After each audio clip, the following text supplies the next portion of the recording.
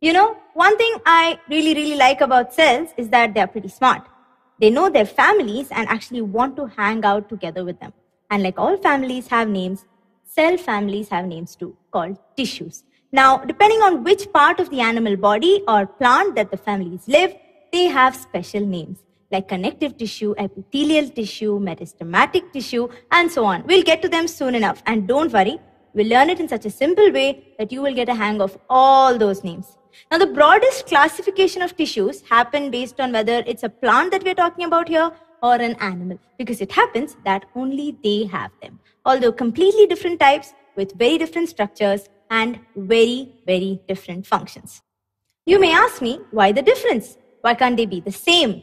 But you know for a fact that one, plants and us look really different, right? I mean, there's absolutely no resemblance between us and a tree, zero resemblance.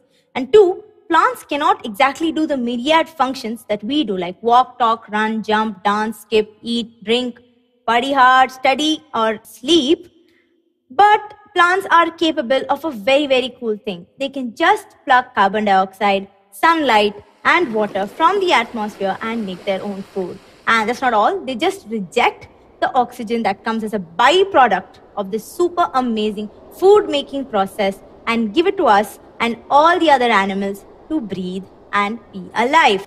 So, because of the major differences that exist on the whole, the differences have to reflect at the cellular level. And these like-minded cells bundle up together. They form special tissues for plants called plant tissues and special tissues for animals called animal tissues. And that is what we're going to actually learn about here in a very different way. Parenchyma, made up of parenchyma cells, the most abundant cell type found in all major parts in higher plants. When they're first made, they're spherical in shape and then they get packed up nicely, side by side. And because of their thin walls, they go on and get flattened at the points of contact.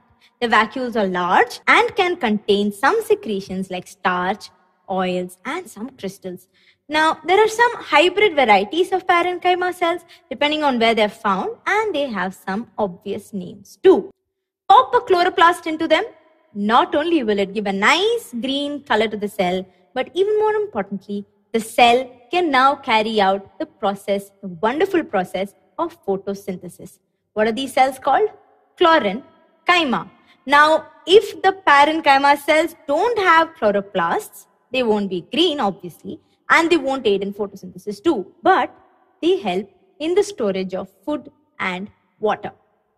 When parenchyma cells are loosely packed together with some air spaces, it's got a nice name, parenchyma.